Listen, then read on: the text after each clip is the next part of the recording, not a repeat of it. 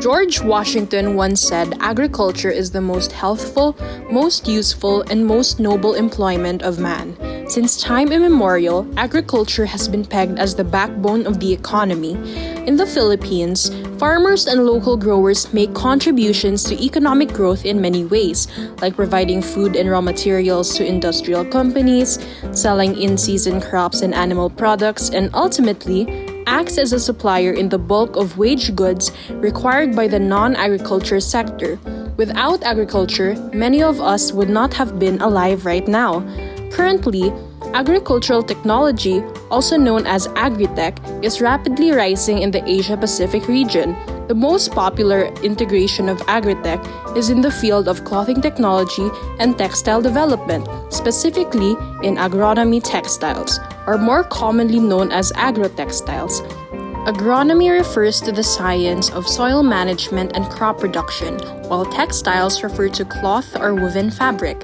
Combining these two words, agro-textiles is now used to classify the woven, non-woven, and knitted fabrics applied for agricultural and horticultural uses, covering livestock protection, shading, weed and insect control, and extension of the growing season.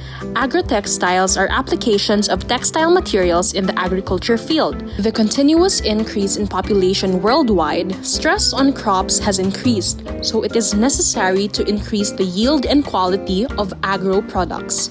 Agro-textiles are deeply rooted in Philippine culture, especially during the 19th century, in Kalibo and Aklan, where fibers from mature pineapple leaves are combined with silk or polyester into the fabric because of its durable, flexible, soft fabric that it produces. Pinya fibers were only worn by the elites due to their high quality and demand. This cloth was mainly used for traditional Filipino outfits. These included Barot Saya, Barong Tagalog, and Maria Clara.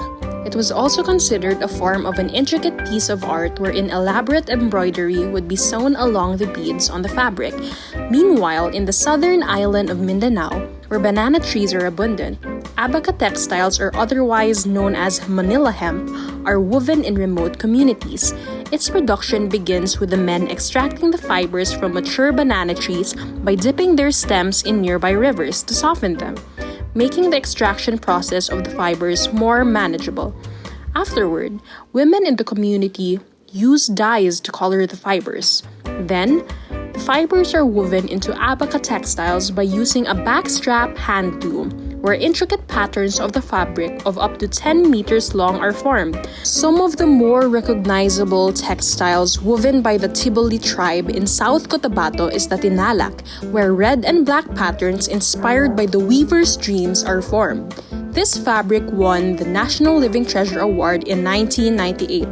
But more recently, a new source of textile from natural fibers has been developed. Bamboo textile is much more sustainable since its sources is from one of the most fast-growing plants in the world.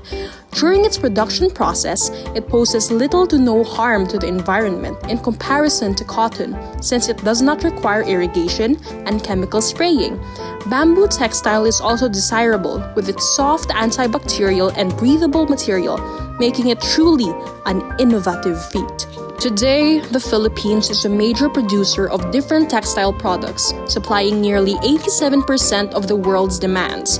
Our country exports natural fibers, such as abaca, to other countries where they are processed and imported back to the Philippines as high-value textile products. At first, you may think that this arrangement is a loss for the country, but in fact, it produces more revenue. However, the government is currently employing projects such as TELA, or the Textile Empowering Lives Anew program, to enliven and preserve the culture of creating textiles in the Philippine Textile Research Institute. You might be wondering, what exactly does the advancement of agriculture and technology have to do with a youth like me? Well, without it, you might not have enough quality food to consume or the right and even comfortable clothes to wear.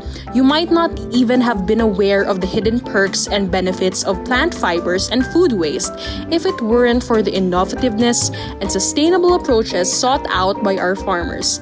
Amber Smeyer, Nevada Department of Agriculture representative, says it's an exciting time to be involved in food and agriculture and is optimistic that today's youth will rise to the challenges of feeding a rapidly increasing population, growing more food and fiber on less land and with less water. Foundational experiences in STEM will allow youth to develop innovative and sustainable practices, products, and services for the future. It is our duty as 21st century citizens to support the local agriculture industry, become aware of social issues and challenges faced by our country, or even go as far as to engage in meaningful research development studies for a better future, driven by STEM and agritech.